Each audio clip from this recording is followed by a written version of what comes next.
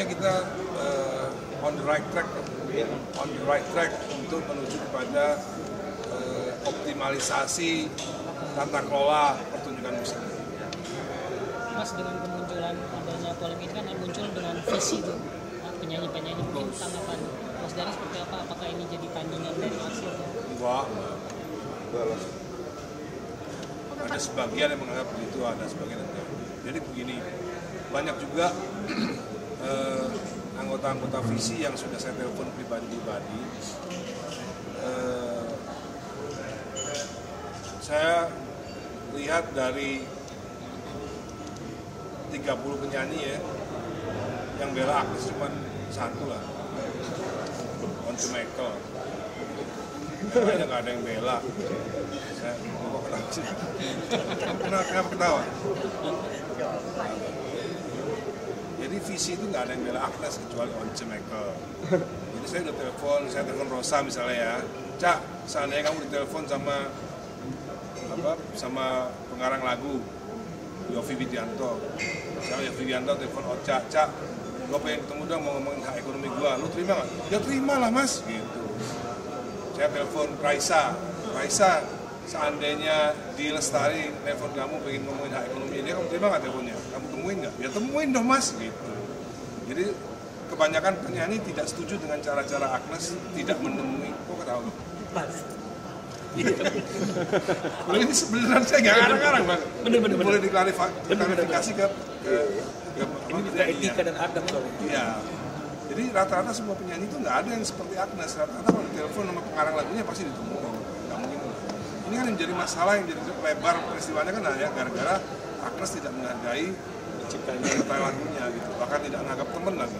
Coba dikutip itu dari We are not friends. We are not friends. Jadi Corbuzier ya. Podcast dari Corbuzier. Bayangin aja, kasihan loh. Ari biasa nonton dari Corbuzier tuh sampai matanya mengalir berkaca-kaca. Gak dianggap teman. Pak, tapi dari adanya Tadi kan udah menjawab soal visi ya. adanya keseruan tersebut, bahkan Pak Adi sempat posting salah satu unggahan untuk sindiran kepada Agnes juga, atau seperti apa sih ini Pak Adi? Jadi begini, saya sebagai anggota legislatif harus memberikan edukasi yang baik terhadap warga negara Indonesia bahwa apa yang dilakukan Agnes ini, dialektikanya maupun adabnya kepada para pencipta ini tidak baik, tidak boleh ditiru oleh penyanyi-penyanyi yang baru atau junior-juniornya. Bagaimana memanusiakan pengarang lagu itu seperti apa. Jadi saya harus memberikan pendapat saya soal itu. Kalau pendapat soal hukum saya nggak ikut-ikut. Pendapat soal hukum dia kan udah divonis sama hakim gitu. Apalagi katanya sekarang laporan ke pidananya udah diproses di Bareskrim gitu kan. Jadi saya nggak ngomongin soal hukum, buat apa kan udah ada pengadilan. Saya hanya mengomentari soal etika, adab, dialektika, budaya penyanyi kepada pencipta lagu supaya hal seperti Agnes ini tidak boleh terjadi lagi.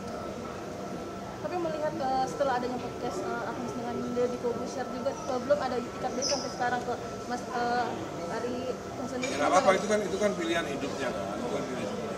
Cuman kita juga harus memberikan edukasi kepada masyarakat bahwa apa yang dilakukan Agnes dengan tidak menganggap atau tidak memanusiakan pengarang lagu itu adalah hal yang buruk, tidak sesuai dengan pendidikan moral Pancasila yang selama ini kita pelajari.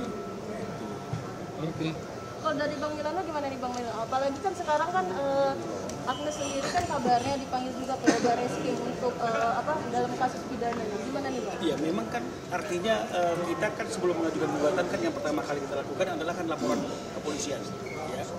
Jadi memang sudah seharusnya dan sepantasnya penyidik menindaklanjuti proses hukumnya, dan karena Agnes sudah dari Indonesia, ya jangan hanya bertemu dengan fans dan podcast, ya datang juga lah ke Bareskrim untuk memenuhi kewajibannya sebagai warga negara Indonesia yang baik, memberikan keterangan sesuai dengan laporan yang dilaporkan oleh Ari Bias. Jadi kita lihat aja hasilnya, karena penyidik berjanji kepada kami kan minggu ini kan berakhirnya di hari ini, hari Jumat kan begitu, karena besok kan bukan hari kerja. Jadi tadi teman-teman media sudah menginformasikan lagi menunggu di Bareskrim. Ya kita lihat saja hasilnya, apakah dia taat untuk memenuhi panggilan pihak kepolisian memberikan keterangan hari ini atau mungkin menundanya. Nah, jadi semoga hukum itu tidak tidak membeda-bedakan, tidak mendiskriminasi kan gitu. Mau siapapun dia, nama besar sekalipun, kalau memang sudah melanggar aturan ya wajib untuk bertanggung jawab dan diperiksa oleh pihak penyidik. Tapi ini mungkin pemanggilan yang pertama kali atau sebelumnya sudah pernah dipanggil sih Bang? Sebelumnya sudah pernah dipanggil ya, tapi karena alasan yang bersangkutan tidak ada di Indonesia, mungkin panggilan tidak sampai.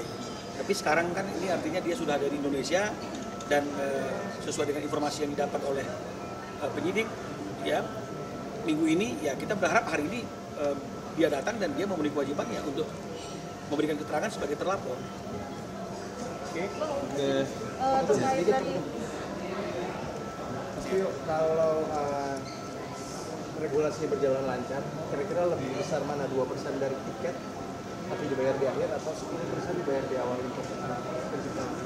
Sebenarnya bukan masalah persentasenya atau masalah besaran royalti yang akan diterima, tapi kita mau mengembalikan lagi hakikatnya bahwa lisensi itu harus diberikan sebelum penyelenggaraan acara, dan setelah lisensi keluar otomatis harus ada pembayaran royalti. Sebenarnya ke arah situnya. Jadi jangan karena besarannya yang 2% itu lebih sedikit, hitung-hitungannya daripada yang 10% dari honor artis, bukan seperti itu, tapi kita mau kembalikan hakikatnya. Prinsipnya adalah bahwa lisensi itu harus diberikan oleh pencipta lagu kepada penggunanya, yaitu penyanyi. Karena selama ini kayak dikaburkan, kayak dihilangkan bahwa tanggung jawab meminta lisensi atau izin itu kepada I.O. atau penyelenggara. Padahal bukan. Padahal di dalam Undang-Undang Cipta itu jelas disebutkan bahwa pengguna, correct me if I'm wrong ya, adalah pengguna. Nah, pengguna itu siapa? Pengguna itu sampai kita Google aja, sampai kita tanya ke AI aja, pengguna itu adalah penyanyi.